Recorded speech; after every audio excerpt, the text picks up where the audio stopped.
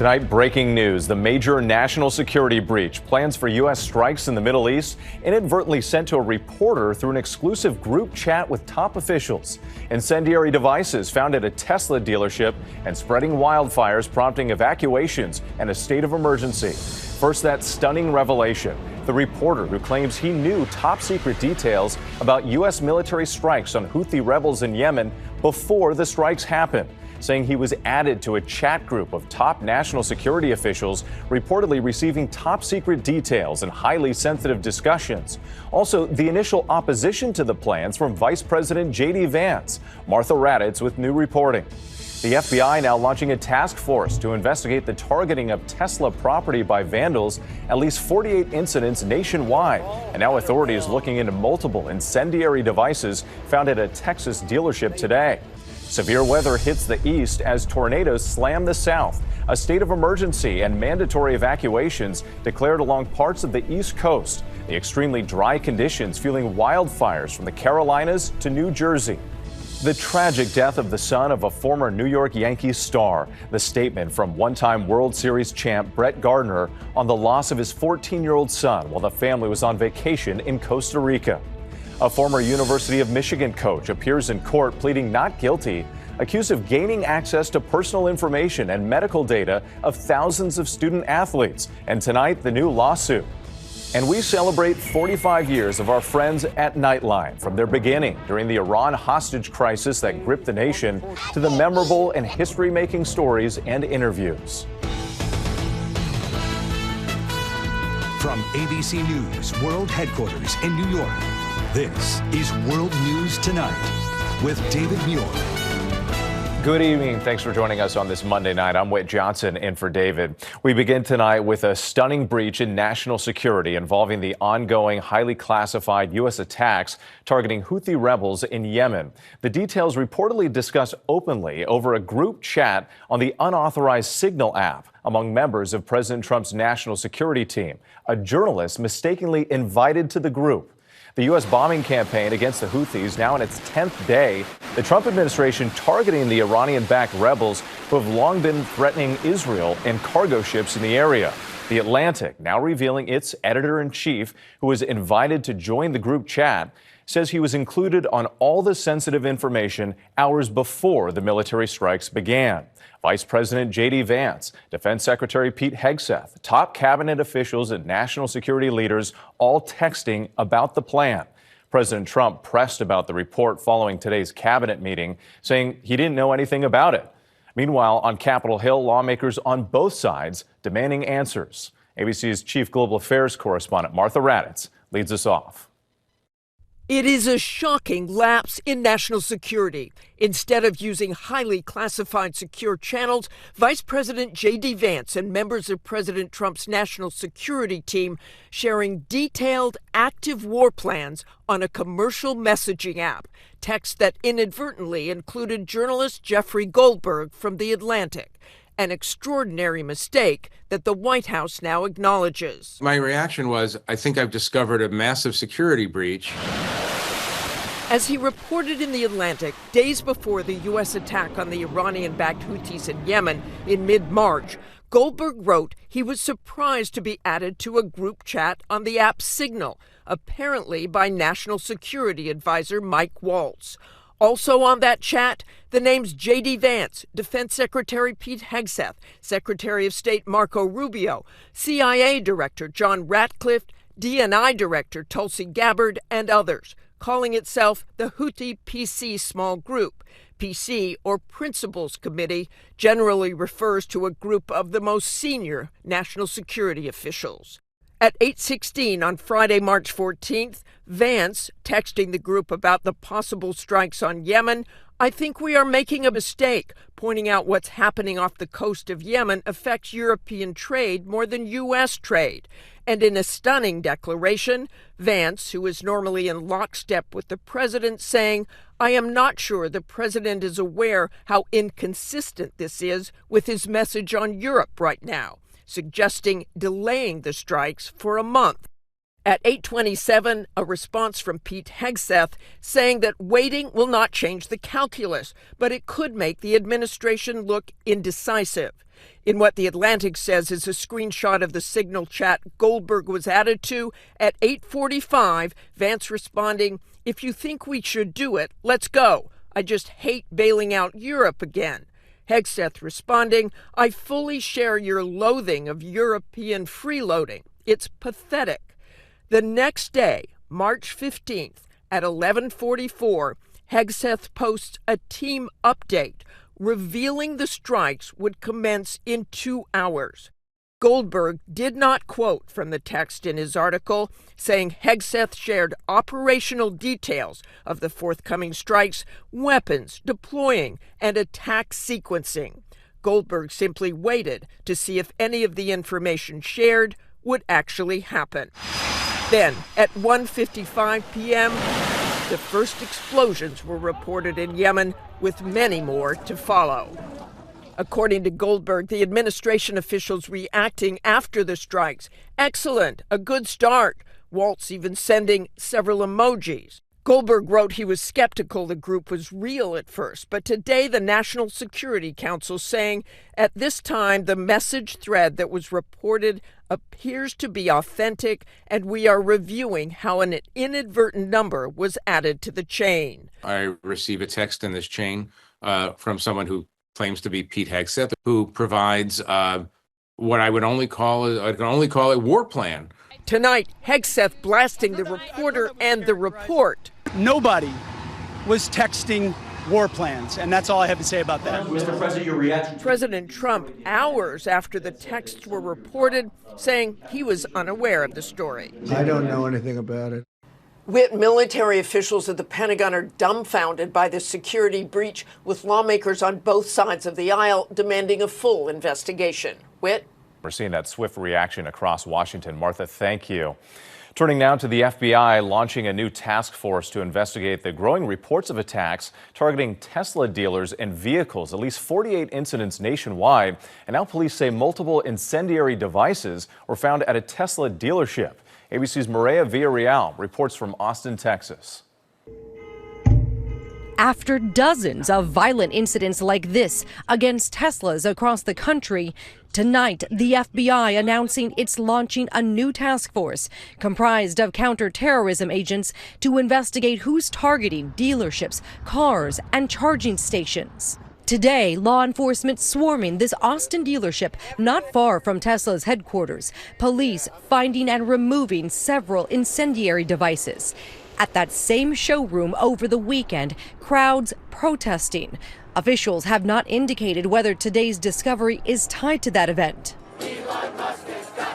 But anger over Musk's role in the White House growing coast to coast, from New York City to Boston, Memphis, and Colorado Springs. The FBI saying there's been at least 48 instances in more than 9 states since January, including arson, gunfire, and graffiti. The FBI now urging Americans to be vigilant around Tesla locations. The president, who's called the vandals garbage, today saying those caught are terrorists who should cut it out. They're going to suffer very grave consequences because they're really terrorists when you think about it. They're terrorists at a high level. Whit, Musk says several of his Doge employees have actually received death threats, with a global day of action set for March 29th. Organizers calling for peaceful protests at Tesla locations this Wednesday across the globe, including this one right here in Austin. The FBI will surely be on high alert. Whit. All right, Maria, thank you. Next tonight, the state of emergency and mandatory evacuations in the South. Tornadoes, dangerous storms, and wildfires from Texas to the East Coast. Large fires destroying thousands of acres in North and South Carolina. The National Guard called in to assist. 2 tornadoes, including a confirmed EF1, touching down near Rolling Fork, Mississippi. That same area devastated by a deadly EF4 just 2 years ago. Here's ABC's Janai Norman. Tonight, multiple out-of-control wildfires raging along the East Coast, burning thousands of acres, forcing people from their homes. So we've requested resources from all over the country. The Black Cove Complex fire scorching more than 7.5 square miles southeast of Asheville, North Carolina. The area still hurting from Hurricane Helene.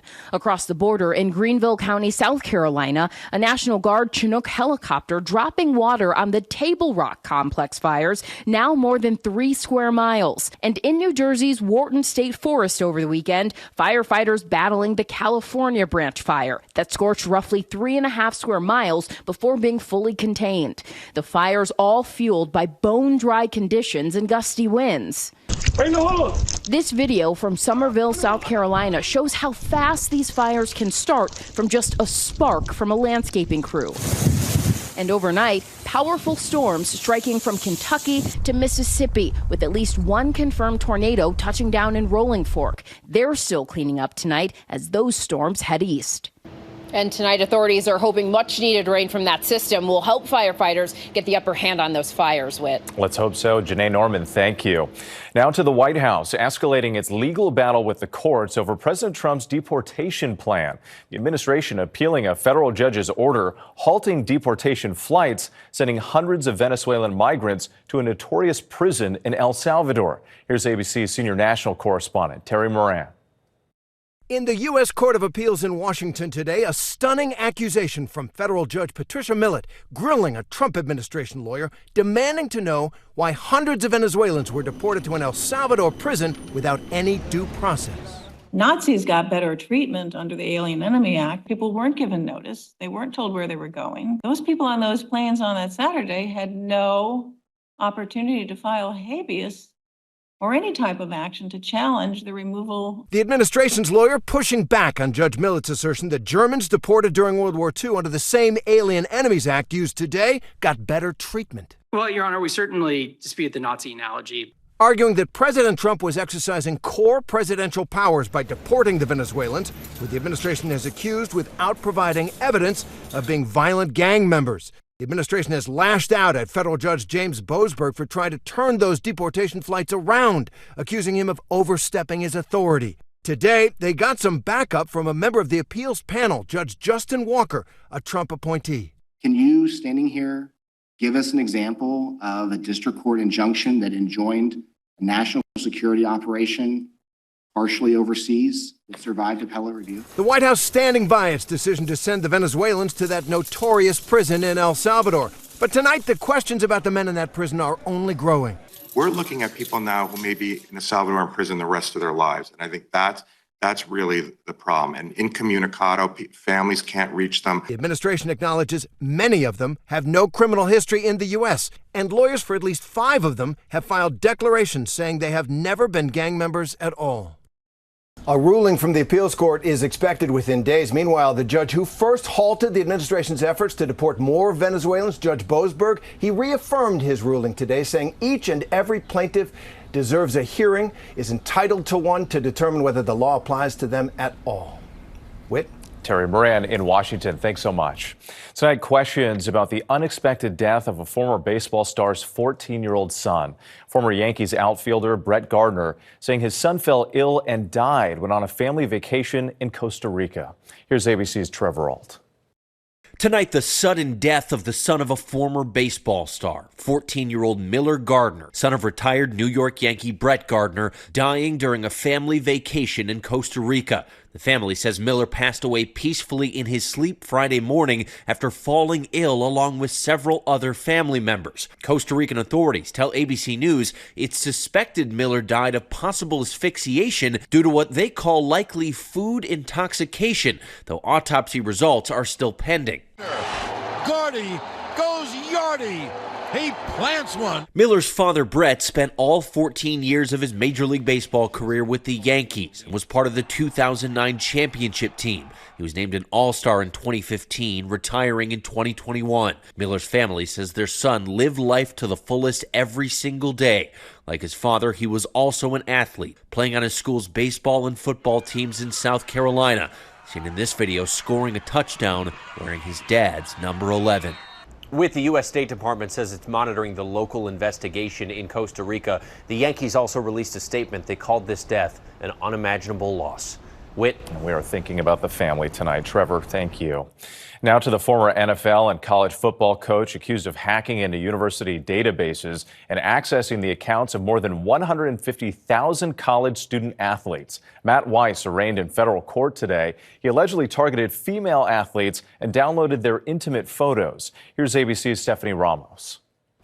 Former University of Michigan assistant football coach Matthew Weiss in court today facing federal hacking charges. Do you have anything to say? The judge entering a not guilty plea on his behalf.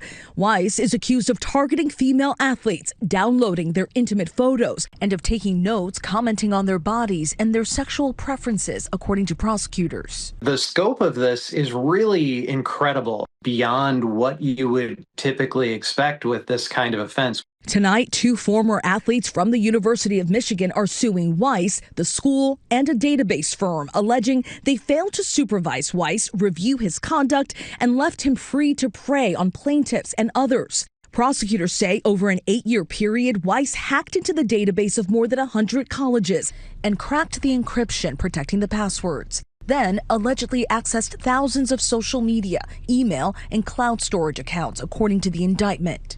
The university is not commenting on the lawsuit. Matthew Weiss, who previously worked for the Baltimore Ravens, was fired from Michigan after failing to cooperate with the school's investigation. If convicted, he could face decades in prison. Whit. Stephanie Ramos, our thanks to you tonight. When we come back, the popular ancestry company 23andMe files for Chapter 11 bankruptcy protection, the warning now for consumers. And the coach fired for pulling a player's ponytail after a big loss, what he's saying tonight. Tonight, a former high school coach from Northville, New York, fired for pulling a player's ponytail after a big loss, is apologizing. Jim Zullo was seen during a state championship game grabbing and yanking the player's hair. Zullo saying he wishes he could have those moments back. When we come back tonight, the warning to consumers as 23andMe files for bankruptcy. To the index now, the genetic information company 23andMe is filing for Chapter 11 bankruptcy. The company, best known for its ancestry testing kits, has been struggling with weak demand. 23andMe says there will be no changes to the way it protects consumer data, but some public officials are urging people to delete their data from the site. Still ahead, Nightline celebrates its historic 45th anniversary. A look back at some of the show's most memorable moments. ABC World News Tonight with David Muir, sponsored by Progressive. Finally tonight, from wars to politics to the biggest celebrities on the planet, a look back at 45 years of Nightline. Here are Nightline's co-anchors Juju Chang and Byron Pitts. 45 years. This is ABC News Nightline. Of taking you inside the story. So that's the Kremlin. Do you think Mubarak will be a friend of the Palestinian people? It all goes back to 1980. Good evening. This is a new broadcast. Every day, tracking the Iranian hostage crisis. Day 142. As more than 50 Americans were held captive.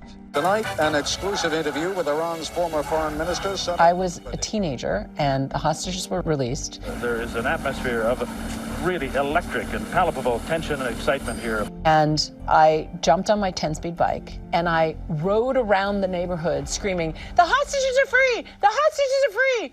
It was the beginning of Nightline's enduring relationship with the American public. Giving viewers a front row seat to history. Stories from the campaign trail. 2.5 years ago, nobody knew my name. Bringing enemies together. What follows is a delicate negotiation with armed men.